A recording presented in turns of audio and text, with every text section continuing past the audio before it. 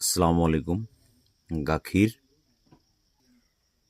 চিনিচাম্পা কল, আজোৱা খেজুৰ, কিচমিচ, কাঠবাদাম, কাজু বাদাম, মিঠাই। চেহেৰীৰ পিছত খাবলগীয়া খাদ্যখিনি গোটেই দিন শৰীৰ যাতে হালকা নহয়, সুস্থ হিচাপে ৰোজা ৰাখিব পাৰি, তাৰ কাৰণে কম বেছিকৈ এইবোৰ খাদ্য খাব লাগে।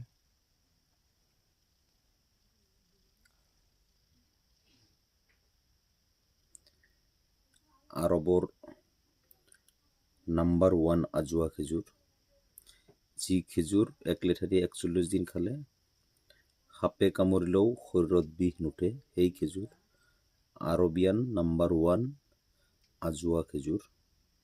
কিচমিচ শৰীৰৰ কাৰণে বহুত উপকাৰী, কাঠবাদামো বহুত গুণকাৰী, কাজু আৰু শৰীৰৰ কাৰণে বহুত ভাল। মিঠাই অলপ খাব লাগে, নহ'লে চুগাৰ হ'ব।